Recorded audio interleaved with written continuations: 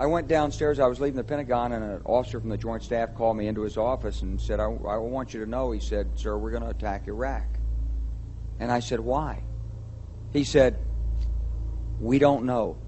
And then I came back to the Pentagon about 6 weeks later. I saw the same officer. I said, why haven't we attacked Iraq? We still going to attack Iraq? He said, oh, sir, he says, it's worse than that. He said, he pulled up a piece of paper off his desk. He said, I just got this memo from the Secretary of Defense's office. It says we're going to attack and destroy the governments in 7 countries in 5 years. We're going to start with Iraq, and then we're going to move to Syria, Lebanon, Libya, Somalia, Sudan, and Iran. I said, is that a classified memo? I said, well, don't show it to me. He was about to show it to me. He said,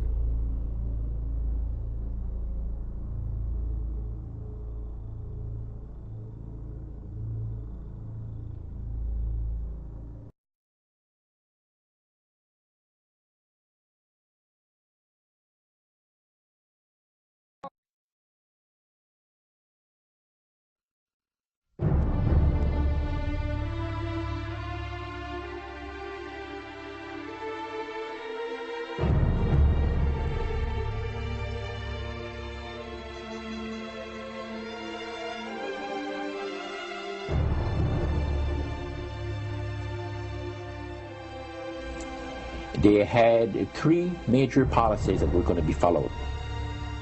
First, Lucifer says, we have to make sure that people, humans, get to believe that Satan and his angels do not really exist. You know, Roger, that's interesting because a recent research study report that I read indicated that in a national survey, I believe it's over 75% of people do not really believe in a real tangible devil. But there is one. Oh, yeah. The next thing, the 3 parts policy that they had adopted there, the second one was to find a way of being able to get total control of people's minds. And that would be done by taking hypnotism out of the realm of the occult and introduce it as a new science for the benefit of mankind. They felt that by taking hypnotism out of the realm of the occult and introducing it as a new science for the benefit of mankind, they could then use people of great renown, educators, people of capacity, that would do great things, such as supposedly regress people in time to former lives that they had.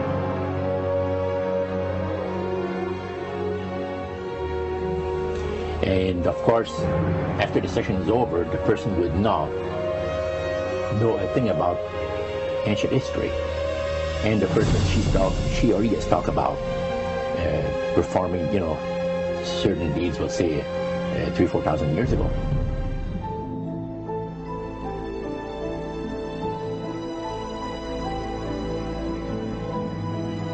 But this was their strategy. Now, what this would do for the thing is this, that it would create in the minds of the general public, solidly set in the mind of the general public, an unwavering trust in that great deception.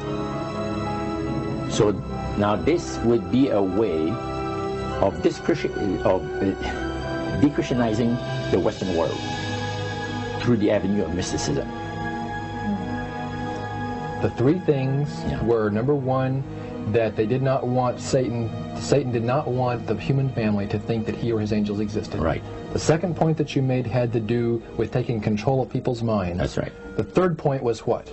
Was to destroy the Bible without burning it. Okay. See? And what was the strategy on that? On that, it was very interesting. Because after the Great General Council,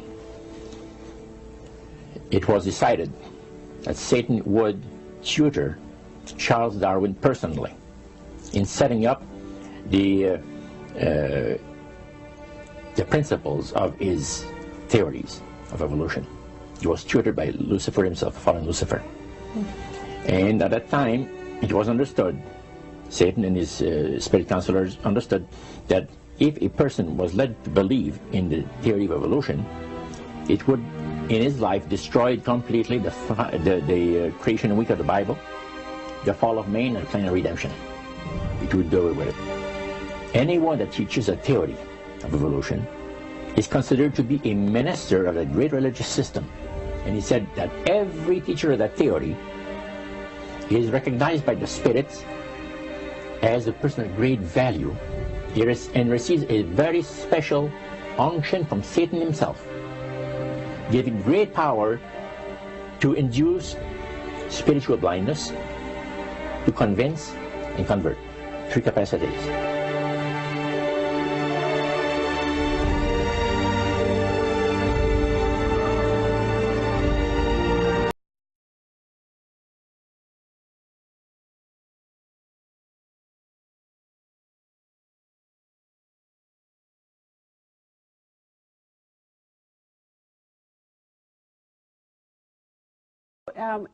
So if you think if we walked away from this, didn't give them money today, it would be worse for us from a security standpoint. I do.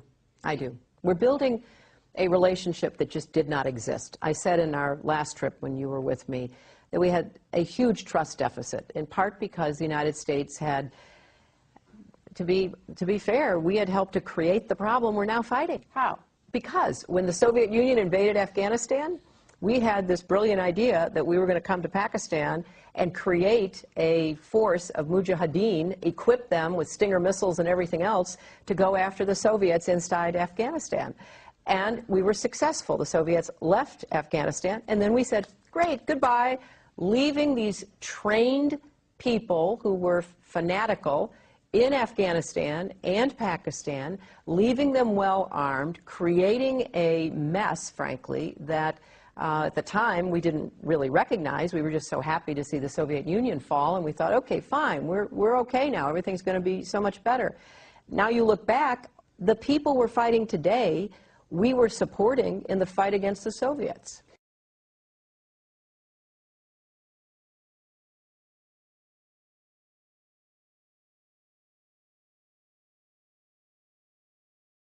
So we decided that Saddam Hussein ought to accept something very similar.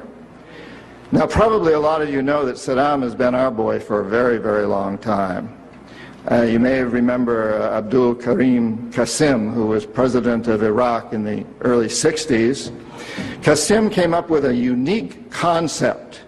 He said, Iraqi oil ought to go to benefit the Iraqi people.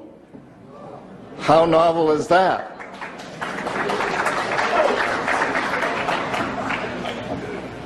But we didn't like that very much. He began to tax the oil companies, particularly the British and some American companies, and threatened to nationalize our oil companies. And so we decided that Qasim had to go. The CIA sent in an assassination team. It was headed by a man who was still going through high school, an Iraqi citizen who was still going through high school. They riddled Qasim's car with bullets on the streets of Baghdad and missed him. The head of this assassination team was wounded and fled to Syria. His name was Saddam Hussein. He was a CIA agent in those days, an assassin for us. He failed. He was our boy. He was our man. And so and we sold him a lot of, and gave him a lot of tanks. We built him, Bechtel built him big chemical, I don't know, my father-in-law was chief architect at Bechtel, built Saddam big chemical plants that were used, and we knew that they were used to make mustard gas and other chemical weapons that were being employed against the Kurds and later the Iranians. We knew this, but we sold him these things. You have to remember that Middle Eastern oil is the oil that's used by a great deal of Europe and China and Japan. If we control Middle Eastern oil, we control our biggest potential competitors, Japan, China, Europe. So it's very important that we do that.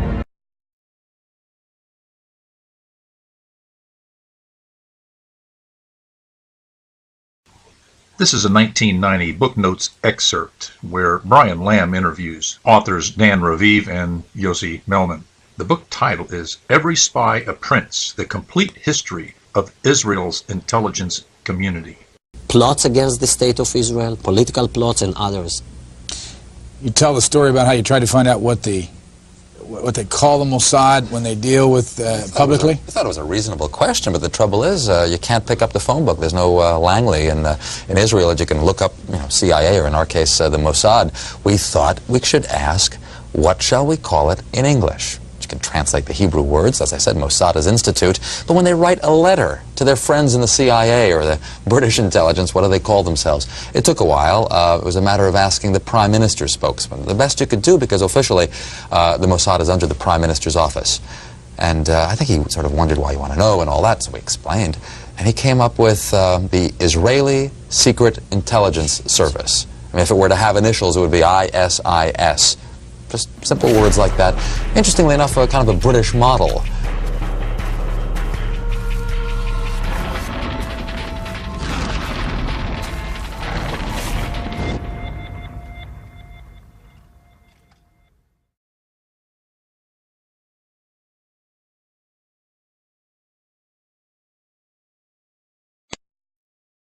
We also have a history of kind of moving in and out of Pakistan.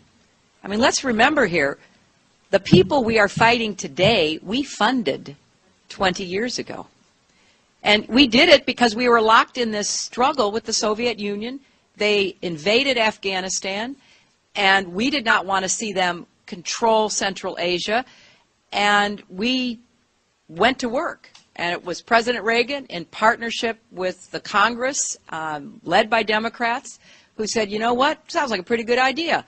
Let's deal with the ISI and the Pakistani military, and let's go recruit these mujahideen, and let's get some to come from Saudi Arabia and other places, importing their Wahhabi brand of Islam so that we can go beat the Soviet Union. And guess what? They retreated. They lost billions of dollars, and it led to the collapse of the Soviet Union. So there's a very strong argument, which is, it wasn't a bad investment to end the Soviet Union, but let's be careful what we sow because we will harvest. So we then left Pakistan. We said, okay, fine, you deal with the stingers that we've left all over your country. You deal with the mines that are along the border. And by the way, we don't want to have anything to do with you. In fact, we're sanctioning you. So we stopped dealing with the Pakistani military and with ISI, and we now are making up for a lot of lost time.